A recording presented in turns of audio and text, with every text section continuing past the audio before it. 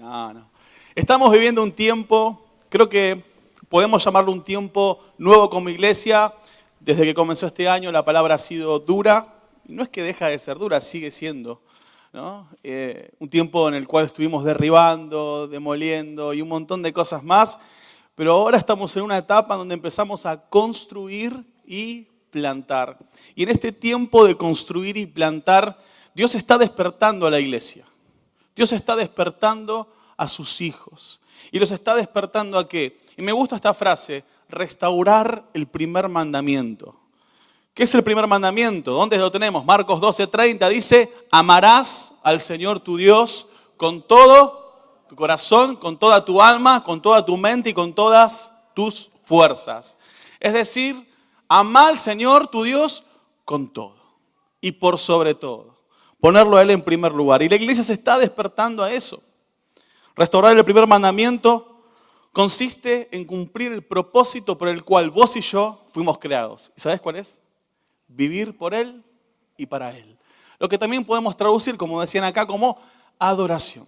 Vos y yo fuimos creados para adorarle a Él. Vivir por Él y para Él no es más que adorarle. Amarlo a Él por sobre todas las cosas no es más que adorarle. Y restaurar el primer mandamiento en nuestra vida tiene que ver con convertirnos en los verdaderos adoradores que Él está buscando, que Él está necesitando. Juan 4 dice eso, que Él está buscando verdaderos adoradores. Personas que le adoren en espíritu y en verdad. Personas que, como dice Romanos, entreguen sus vidas como sacrificio vivo, santo y agradable.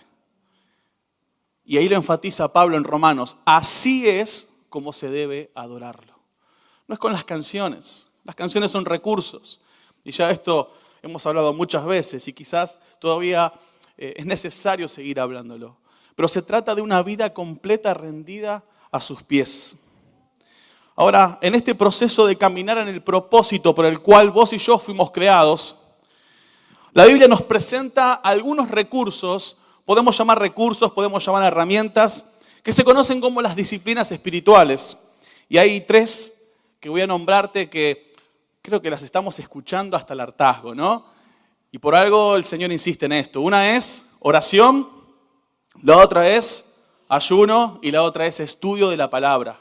Son solamente 3 disciplinas espirituales que el mismo Jesús practicó. Y podemos encontrar en la Biblia. No es fruto de mi idea, ni la idea del pastor, ni de ningún líder, ni de ningún libro.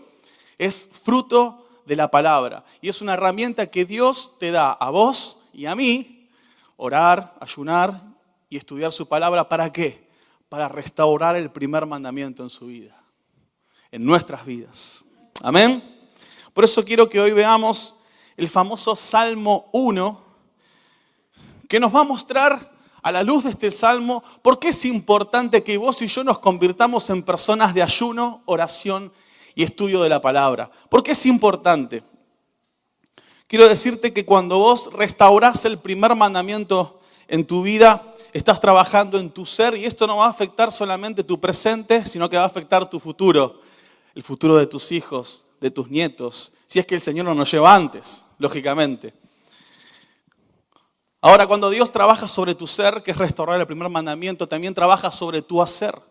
Porque Dios cuando te llama primero a hacer lo que Él quiere que seas. Y en segundo lugar te llama a hacer lo que Él quiere que hagas. El domingo pasado hubo un llamamiento que muchos pasaron, recibieron y apoyamos eso y te alentamos. Si no te acercaste a secretaría, acércate. Si no hablaste con tu líder, también hacelo. Pero en ese llamado a hacer, debe ser el resultado o el fruto de tu primer llamado, que es amar al Señor por sobre todas las cosas. El llamado a hacer tiene que ver con ministerio. ¿Y a qué llamamos ministerio? Significa a poner a disposición del Señor y de la iglesia, es decir, de todos nosotros, cada uno de los dones, cada uno de los talentos y cada uno de los recursos que Dios nos dio. ¿En qué? En actos de servicio, en amor al prójimo. Eso es servicio. El primer mandamiento es amar al Señor y el segundo mandamiento es amar al prójimo. Como consecuencia de amar al Señor es que yo hago. Como consecuencia de mi ser es que yo hago. ¿Se entiende hasta acá? Ahora, vamos a ver a la altura o a la luz del Salmo 1, por qué es importante todo esto que te estoy diciendo y por qué es importante ser personas de oración, ayuno y estudio de la palabra. Vamos a leerlo juntos. Yo lo voy a leer en esta vuelta en la Nueva Biblia Latinoamericana de hoy, es una versión contemporánea de las Américas, y dice: cuán bienaventurado es el hombre que no anda en el consejo de los impíos, ni se detiene en el camino de los pecadores, ni se sienta en la silla de los escarnecedores. Qué linda palabra, no sé qué quiere decir, ¿no? No es una palabra común entre nosotros, pero vamos a ver de qué se trata. Siguiente. Sino que en la ley del Señor está su deleite, y en su ley medita de día y de noche. Será como árbol plantado junto a corrientes de agua, que da su fruto a su tiempo, y su hoja no se marchita. En todo lo que hace prospera, y no así los impíos, que son como paja que se lleva el viento. Por tanto, no se sostendrán los impíos en el juicio, ni los pecadores en la congregación de los justos, porque el Señor conoce el camino de los justos, pero el camino de los impíos perecerá. Comienza diciendo este salmo: bienaventurado. ¿Quién es la persona bienaventurada? El diccionario dice: aquel que es afortunado y feliz, aquel que goza de la felicidad plena que solamente es concedida por Dios. Eso lo dice el diccionario, no lo digo yo, lo dice el diccionario. Algunas formas también de expresarlo es: qué gratificante es la vida de aquel que, o envidiado será quien, y son otras formas. Ser bienaventurado se refiere a la alegría que resulta de estar bajo el favor de Dios. Por eso la Nueva Traducción Viviente dice lo siguiente: qué alegría es para los que, y ahí sigue, andan, no andan en el consejo, etcétera, etcétera, ¿sí? Bienaventurado es el elogio a una persona por la bendición que ha recibido o ha de recibir. Si vos has recibido alguna bendición de parte de Dios y vas a seguir recibiendo, quiero decirte, sos un bienaventurado. Bienaventurado. No se trata de un estado de ánimo esto. Hoy estoy bien, hoy no soy bienaventurado. No se trata de eso. No se trata de eso.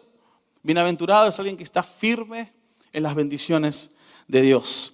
El primer versículo dice, lo leemos de nuevo: cuán bienaventurado es el hombre que no anda en el consejo de los impíos, ni se detiene en el camino de los pecadores, ni se sienta en la silla de los escarnecedores. Cuando leemos Hebreos 12, hay una analogía que se usa, que la vida consiste en una carrera, ¿no? Dice: puesto los ojos en Jesús, ¿no? Como la carrera, ¿no? Y Pablo también usa en Filipenses 3:14, cuando dice: prosigo a la meta. La vida está identificada como transitar una carrera, transitar un camino. Y en ese camino es lo que aparece acá. Bienaventurado es el que en ese camino, en el camino de la vida, no anda ¿en qué? En el consejo de los impíos. Otras versiones dicen de los malvados, ¿no? Cuando la Biblia habla de malvado no está hablando de los villanos, de los vengadores o algo por el estilo, ¿no? O del vecino malo de la cuadra. No está hablando de eso. ¿Sabes quién es el impío o el malvado? Es aquella persona que no vive en relación con el Señor. Es aquel que no está en comunión con Dios. Ahora, yo quiero decirte que el impío, el malvado, el malo, otra versión dice el perverso, no es aquel que está en el mundo o tampoco es aquel que no viene a la iglesia. Yo quiero decirte que el impío puede estar al lado tuyo, ¿eh? Algunos dijeron: apa, puede estar enfrente mío, no sé. No, Enrique no. Yo quiero decirte que el impío puede estar entre nosotros. Cualquiera de nosotros puede ser un impío. ¿Por qué? Porque no se trata de venir a la iglesia, no se trata de cantar, no se trata de ni siquiera de servir al Señor. Aún podemos servir al Señor y ser un impío. ¿Por qué? Porque no tenemos comunión con Él. Entonces, el Salmo 1 te está diciendo: bendecido, dichoso, bienaventurado, qué alegría, qué gratificante es la vida de aquel que en el camino no anda siguiendo el consejo de aquellos que no tienen comunión con el Señor. Esto debe preguntarte, ¿no? ¿A quién estoy escuchando, no? La Biblia dice en Proverbios El que anda con sabios, sabio se vuelve. Y el que anda con necios, necio se vuelve. Él es muy simple, 2 más 2, 4, ¿no? Ahora, después dice, bienaventurado es aquel que no se detiene. Fíjense cómo es un proceso. Primero en el camino anda, ¿sí? Aquel que no se detiene en el camino de ¿quién? De los pecadores. ¿Quiénes son los pecadores? Los que cometen pecado, no, ¿sí? No es así de fácil. Aquellos que desarrollaron el hábito de apartarse del camino y viven sin propósito. Lucas Leis, en el libro El mejor líder de la historia, dice que cuando Jesús habla de pecado, no se refiere necesariamente a las cosas malas que hacemos. El pecado se trata de una falta de reconocimiento de la autoridad de Dios, es decir, cuando hacemos algo fuera de su voluntad. ¿Quiénes son pecadores? Aquellos que viven sin reconocer la autoridad, el señorío de nuestro Dios. Aquellos que están tomando decisiones fuera de su voluntad. Ahora, algunos se preguntarán, ¿con esto me está diciendo el Salmo que debo dejar de juntarme con aquellos que no conocen al Señor, de mi familia, de mi trabajo o de que sea? No, no te dice eso el Salmo. Precisamente ese es tu terreno y mi terreno, ¿para qué? Para llevar el mensaje de Dios y para reflejar a Jesús. Pero lo que te está diciendo es que no te asocies. No te asocies, que no es lo mismo que compartir una comida, que compartir otra cosa. No detenerte. ¿Se entiende hasta acá? Ahora, el tercer punto de este primer versículo dice, bienaventurado es aquel que no se sienta en la silla de los escarnecedores. Otras versiones dicen aquellos que son blasfemos y burlones. ¿Quiénes son estos tres? Escarnecedores, blasfemos o burlones. Son aquellos que se ríen de lo santo, bueno y sagrado. Aquellos que toman a la ligera al Señor. Cuando la Biblia dice de blasfemos y burlones, no pienses o no recuerdes si de chiquito ibas a la iglesia y eras cristiano, el compañerito que te burlaba, no, es cristiano, ¿no? No pienses que es eso. No tiene nada que ver con eso. Tiene que ver con aquellos que toman a la ligera el camino de Dios. Los escarnecedores son librepensadores, orgullosos y autosuficientes. Nada puede llevarlos a Dios porque se creen sabios. Esos son los escarnecedores, los blasfemos, los burlones. Ahora, repasemos el proceso, porque sentarse es el final. En primer lugar, en el camino, en la carrera, vamos a decirlo en positivo. Aquel que no es bienaventurado, ¿no? Es el que anda en el consejo de los impíos, aquellos que no tienen comunión con el Señor. Anda escuchando las voces que no tienen que escuchar. Es ahí donde se baja la marcha, donde se detiene y comienza a tomar decisiones fuera de la voluntad de Dios. Y como último paso, nos terminamos poniendo cómodos. Porque el sentarse es señal ¿de qué? De comodidad. Y cuando alguien se sienta y está cómodo, no tiene intención de volverse a parar, no tiene intención de volver a caminar. ¿Por qué? Porque si es autosuficiente y sabio, ya está, así estoy bien. Entonces, yo quiero ir tirándote un desafío desde ahora, que mientras vamos avanzando en el mensaje, vayas pensando y analizando en tu vida. Hacé un viaje dentro tuyo, como yo hago dentro mío. Digo, Señor, ¿en qué proceso estoy de este primer versículo? ¿Estoy escuchando a aquel que no debo escuchar? ¿Aquel que no tiene comunión con el Señor? Yo recién dije que el que anda con sabios, sabio será.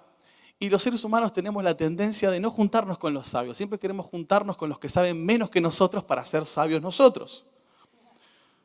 Y es una verdad, triste verdad. Tenemos un nivel 4 y queremos juntarnos con los de 3 porque somos más. Si tu nivel de sabiduría es 4 o 5, juntate con los de 10 para ser más sabio. No lo digo yo, lo dice Proverbios 13:20. Ahora, mientras estás avanzando, pregúntate, bueno, quizás esta es la realidad de toda mi vida, quizás es la realidad de un área en particular. ¿Estoy escuchando a aquel que no tiene comunión con el Señor? ¿Estoy bajando la marcha y estoy empezando a tomar decisiones fuera de la voluntad de Dios? ¿Me estoy sentando? ¿Me estoy poniendo cómodo?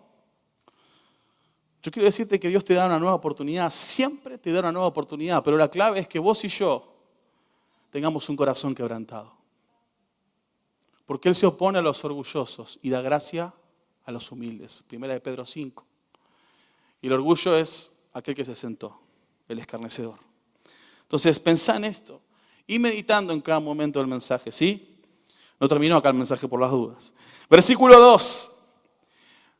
Continúa, dice, bienaventurado, ahora lo dice en positivo, pero bienaventurado es aquel que en la ley del Señor está su deleite. Volvé en el 2. Que en la ley del Señor está su deleite y en su ley medita de día y de noche. ¿Cuál es la ley? Esta palabra. La Biblia. La palabra del Señor.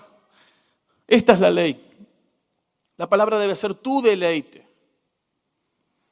Somos llamados no solo a leer la palabra, sino a ¿qué? Meditar en ella de día y de noche.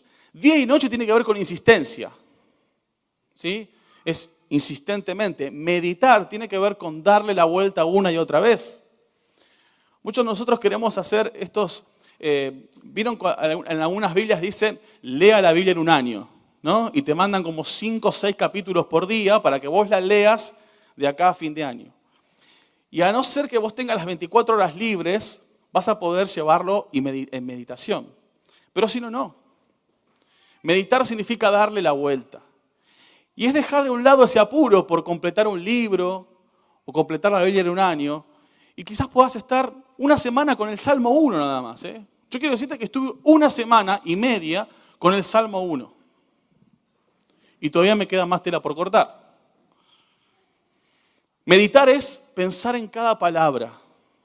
Eso es meditar. Darle la vuelta. Una y otra vez. Bienaventurado, bienaventurado, bienaventurado. Después te empiezan a salir cosas locas, ¿no? Buena aventura, bienaventurado. Quizás tenga que ver con eso. Una buena aventura es caminar con el Señor, ¿no? Bienaventurado, darle vuelta.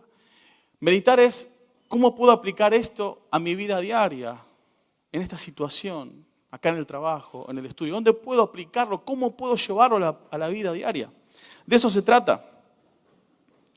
También si querés sumar en este proceso de meditación, podés aprovechar un montón de recursos que podés encontrar en internet, como comentarios bíblicos, ¿sí? Diccionarios. Podés aprovechar los cursos que la iglesia abre y pone a tu disposición para crecer en este conocimiento. Podés hacerlo. Y como dije recién, podés acercarte a personas que tienen mayor sabiduría. Eso te va a ayudar a ampliar todo, ¿sí? Yo quiero decirte que otra definición de meditar es ver menos televisión, videos en YouTube y chusmear en las redes sociales. Eso también es meditar. Yo uso redes sociales y esta vez las estoy usando cada vez menos porque me di cuenta que eso me tira para atrás. Eso me hace perder efectividad en el Señor, me hace perder mis tiempos del Señor.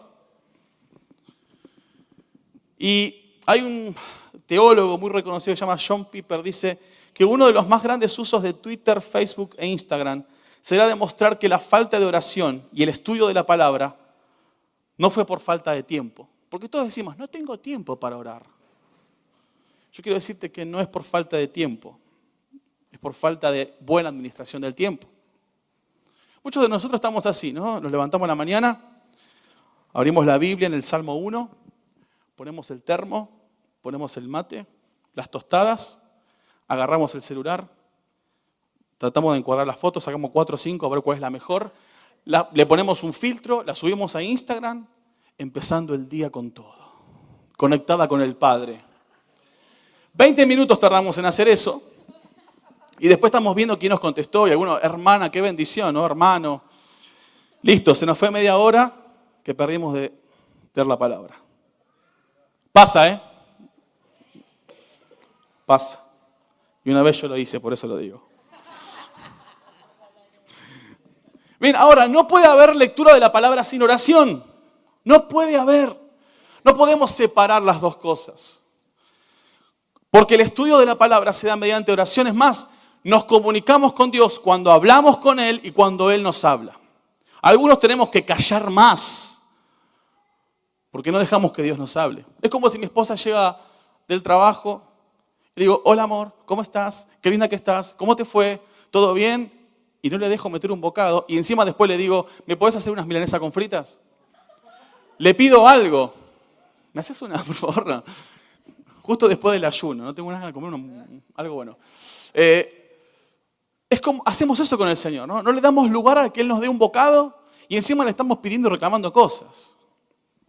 La oración es hablar con Él, es abrir mi corazón, es expresarle lo que tengo, es adorarlo a Él, pero también por sobre todas las cosas es cerrar más la boca y escuchar lo que Él nos está diciendo para accionar. No pueden ir separadas, sino una de las cosas nos está faltando. Ahora, yo sé que esto no es fácil. Es una de las principales, digamos, armas que usa Satanás. Que no oremos. ¿Por qué cuesta tanto orar? ¿Por qué cuesta tanto leer la palabra? ¿Será porque la palabra, la lectura, el estudio de la palabra y la oración nos acercan más a lo que Dios quiere? Yo sé que es difícil a veces, pero tenemos que ser estratégicos. Y no te desanimes porque a veces uno dice, yo la verdad me siento desanimado porque no llego a eso. No puedo. Lo mismo le dijo el Señor a Josué. 1, 7, 8 y 9. No te desanimes, esfuérzate, sé muy valiente, asumir riesgos. Y ahí cada uno deberá ver cuáles son los riesgos que debe asumir. Yo hace poquito le dije a un joven que lo veo medio. Y me dice, no puedo orar, no puedo buscar a Dios, me siento frío. Bueno, decime, yo me paro en la puerta de tu casa y entramos y oramos juntos. Eso es asumir un riesgo. A mí me quita mi tiempo personal en casa. Porque no es lo mismo cuando estoy orando yo solo que cuando estoy orando con alguien. Pero es mucho más poderoso. Y esa persona necesita. Entonces, asociate con este tipo de personas. Acércate a otro, vení, vamos a orar juntos. Necesito, porque no puedo orar, me está costando. Bueno, juntate con otro, orar, vamos. Es pedir ayuda. Venite los viernes al tiempo de búsqueda. Venite los domingos y los miércoles un rato antes a orar. Pedí ayuda. No te desanimes. ¿Sí? Ahora, la oración y el estudio de la palabra se fortalecen cuando metemos varias jornadas de ayuno de por medio. ¿Sí? El ayuno es como un ambiente, un fundamento que nosotros tenemos para orar y estudiar la palabra. ¿Por qué? Porque ese día nos desligamos de un montón de cosas. Nos desligamos de las redes sociales, de la tele, de la misma comida en sí. Y en ese ayuno buscamos al Señor y estudiamos su palabra. ¿Sí? Avanzamos rápido. Versículos 3 y 4. Ahora, una persona que comienza a orar, comienza a ayunar, comienza a estudiar la palabra, es una persona que está restaurando, ¿qué cosa dijimos al principio? La relación con Dios es el primer mandamiento. Ahora, esa persona que ora, ayuna y lee la palabra, dice que será como árbol plantado junto a ¿qué? Junto a corrientes de agua, que da su fruto a su tiempo y su hoja no se marchita. Y en todo lo que hace, ¿qué hace? Prospera. Y el versículo 4 dice, no así los impíos, que son como paja que se lleva el viento. Versículo 3 otra vez. Dice que si vos sos una persona que ora, ayuna y lee la palabra, por eso te estoy diciendo, ¿por qué es importante orar, ayunar y leer la palabra? Porque tu vida y la mía van a ser como un árbol plantado junto a las corrientes del agua. Ezequiel 47 habla que el agua, muestra una visión, ¿no? De Ezequiel, donde el agua sale del templo, donde nos invita a las profundidades y el agua representa la presencia del Señor y la llenura del Espíritu Santo. Isaías 55 también nos hace lo mismo, nos invita ¿a qué? A las aguas. Efesios 5, 18 dice, somos invitados a ser llenos del Espíritu Santo. Gálatas 5, ¿qué más dice? Que nuestras vidas deben ser guiadas por el Espíritu Santo. ¿Por qué te digo todo esto? Porque cuando vos y yo somos personas de oración, ayuno y estudio de la palabra, tu vida es como ese árbol plantado que está junto a las corrientes de las aguas. Es decir, tu vida está guiada por el Espíritu Santo. Tu vida está constantemente hidratada por el Espíritu Santo. Jeremías 17:8 dice lo mismo. Será como árbol plantado junto al agua que extiende sus raíces junto a la corriente. Que extiende raíces. Cuando vos y yo, vuelvo a decir, somos personas de oración y ayuno y de estudio de la palabra, por eso es importante, nuestras vidas están como ese árbol, donde constantemente fluye el río, fluye la presencia de Dios. Dice que da fruto. ¿Qué es el fruto? Tiene que ver con madurez, tiene que ver con carácter. Y asociar la palabra fruto con fruto del Espíritu. ¿Querés ser una persona que dé fruto en la vida? ¿Querés ser una persona que muestre el carácter de Jesús? Amor, gozo, paz, humildad, dominio propio, paciencia, etcétera. Conectate a través de la oración, el ayuno y el estudio de la palabra a Él, para que el Espíritu Santo fluya en tu vida una y otra vez. Otra cosa dice que su hoja no sé qué, que no se cae, que no se marchita. Las hojas, ¿por qué se pueden llegar a marchitar? Por la falta de agua y por las ¿qué? Plagas. Sin oración, ayuno y estudio de la palabra, nuestra vida se seca, hermano. Si no oras, no ayunas, no estudias la palabra, tu vida y la mía se secan. Por eso es importante que cumplamos con estas disciplinas espirituales. ¿Por qué? Porque constantemente el río del Señor, hay agua constantemente hidratando nuestra vida y por eso somos llenos del Espíritu Santo y damos fruto. Es más, esto nos llama a frescura, a ser personas frescas. Y la frescura nos lleva a lo siguiente, que es que en todo lo que hace, prospera. ¿Qué significa prosperar? Significa ser efectivos. Algunos están pensando a ver si prospero económicamente. No. Cuando vos escuchás la voz del Señor, cuando vos creces en lo que Él tiene para tu vida, estás más cerca de su corazón y sos más efectivo. De eso se trata. Si estás sirviendo, por ejemplo, en un ministerio, el Señor te puso para guiar a otros hacia su propósito. Pero solamente vas a poder guiarlo si antes fuiste a ese lugar. Nosotros no podemos guiar a alguien al lugar donde no fuimos.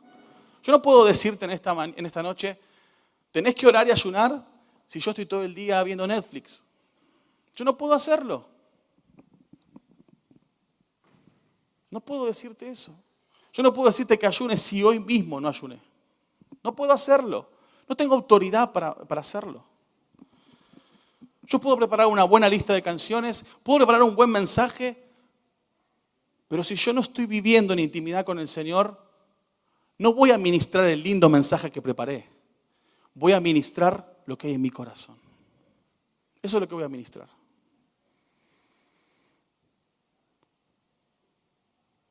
La intimidad con Dios es lo que nos lleva a que nuestra vida sea como árbol plantado. Ahora, ¿por qué es importante que vos y yo oremos, ayunemos y estudiemos la palabra? Porque si no pasa como el versículo 4.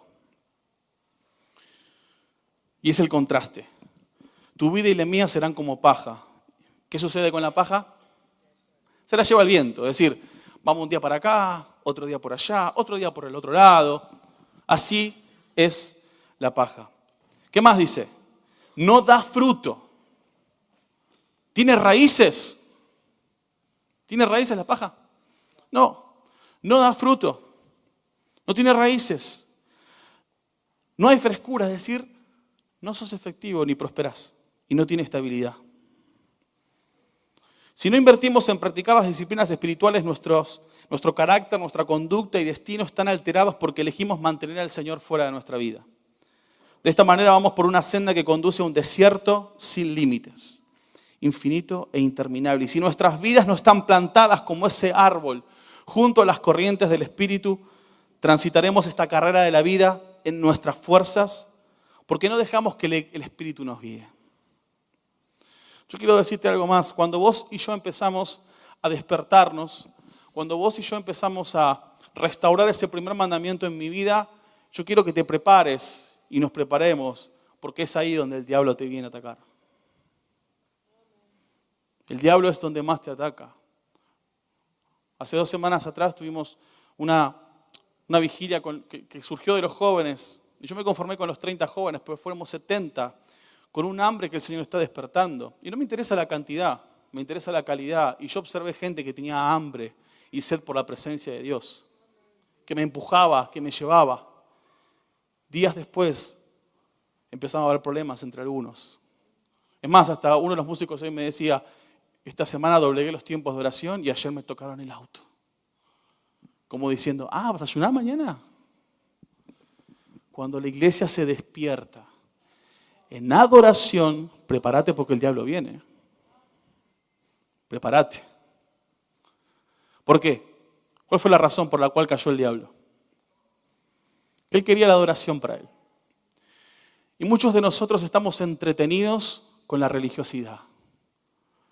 Que si cantamos, que si no cantamos, que si venimos de esta manera o la otra, con una leccioncita, Y el diablo nos tiene entretenidos de esa manera. Pero cuando hay hijos e hijas de Dios que comienzan a despertarte, que comienzan a abrir sus ojos y dicen, ay no, esto se trata de relación, no se trata de religión. Cuando se empiezan a despertar, prepárate porque el diablo te va a empezar a atacar. Y si vos y yo no somos personas de oración, quiero decirte que te va a dar vuelta una y otra vez. Pero si vos orás, ayunás y estudiás la palabra, tu vida será firmemente como ese árbol plantado junto a las corrientes de las aguas. Y el diablo no te puede dar vuelta porque tu identidad está en el Señor, tus raíces están en Él. Por eso los métodos que el diablo usa dejan de ser efectivos cuando los hijos de Dios se despiertan. Porque saben en forma de qué viene ahora, ya no viene con la culpa. Che, José, no dejaste de hacer el espiritual si recién cuando saliste hiciste esto, esto y esto y dijiste tal y tal cosa. El diablo usa la culpa una y otra vez. Y si vos no estás como árbol firmemente plantado, en oración, en ayuno, en lectura de la palabra, te va a dar vuelta, no como una media, sino como lo que se te ocurra. Pero si tu vida está firmemente plantada como ese árbol, no va a poder con tu vida y la mía. Amén. Ahora, pero yo quiero también decirte otra realidad. Hay una segunda estrategia que el diablo tiene. El diablo empieza a decir, che, José se está despertando, vamos con la culpa. Y la culpa no puede con José. ¿Qué es lo que empieza a usar el diablo? Empieza a usar a las personas. Cuando vos y yo somos personas que no caminamos con el Señor, no solo vivimos en nuestras fuerzas, no solamente perdemos efectividad, sino que nos convertimos en la persona perfecta que Satanás puede usar para dividir una familia, un ministerio y una iglesia. Cuando vos y yo no tenemos comunión con el Señor, no solamente perdemos efectividad, sino que nos convertimos en las personas perfectas que Satanás usa para dividir una iglesia, para dividir una familia y para dividir un ministerio. ¿Querés saber por qué es importante orar, ayunar y estudiar la palabra? Porque son recursos que el Señor nos regaló para mantenernos cerca de su corazón. Para ser bienaventurados. Hay que esforzarse, hay que ser valiente. No hay que desanimarse, hay que pedir ayuda si la necesito. Y tu vida y la mía es como ese árbol plantado junto a las corrientes de agua. Me gusta como dice también Jeremías. No temerá cuando venga el calor, y sus hojas estarán verdes, y en año de sequía no se angustiará, ni cesará de dar fruto. ¿Por qué? Porque nuestra vida está, como dice una palabra en Pablo, arraigada y cimentada en el Señor. Amén. ¿Querés saber una vez más por qué es importante orar, ayunar y estudiar la palabra? Para que tu vida dé fruto. Iglesia, es el tiempo de que vos y yo nos despertemos. Y este es un llamado para todos, no es un llamado para algunos nada más. Este es un llamado para todos. Es el tiempo de despertarse. Isaías 26:3 dice que Él guardará en completa paz a aquellos cuyos pensamientos se concentran ¿en quién? En Él. Aquellos que perseveran una y otra vez en pensar en lo que el Señor quiere hacer. Ezequiel 47, 9 y 12 dice, y sucederá que donde quiera que pase el río, todo ser viviente que en él se mueve, vivirá. Y habrá muchísimos peces, porque estas aguas van allá, y las otras son purificadas, y así vivirá todo por donde pase el río. Y presta atención al 12, y este es un llamado para la iglesia, no es en lo individual. junto al río, en su orilla, a uno y otro lado. Visualiza a tu hermano que está a tu lado. A uno, a otro lado, dice. Crecerán toda clase de árboles que den fruto para comer. Sus hojas no se marchitarán ni faltará su fruto.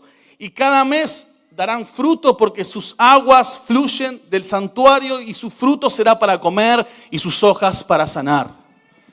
Esa es una iglesia llena del Espíritu Santo. Es una iglesia que ora, que ayuna y que estudia la palabra. ¿Querés saber una vez más por qué es importante orar, ayunar y estudiar la palabra? Para que podamos ser llenos de Él. Para que no dejemos que el enemigo nos dé vuelta. Para que podamos ser efectivos en los ministerios y en la vida y donde Dios nos ponga. Amén. Así que yo simplemente quiero cerrar de una manera, con un compromiso en realidad. Si vos querés ser este tipo de personas, le digas, Señor, yo quiero ser este tipo de persona. Pero quiero decirte algo. Dios no te pide mucho. Dios te pide todo. ¿Estás dispuesto a darlo todo? Y todo es que a las 3 de la mañana, levántate, vamos a orar, vamos. No, Señor, me acabo de acostar a la 1. Vamos, arriba. Todo es todo. Tenemos una vigilia. Ay, Señor, estoy cansado. El Señor pide todo. Es el tiempo de restaurar el primer mandamiento. Así que ese es tu deseo. Simplemente cerrá tus ojos. Y mientras pasan los músicos. Y si tenés que pedirle perdón al Señor, pedile, Señor. Perdón, Señor. Perdón. Perdón. Señor, como iglesia queremos pedirte perdón.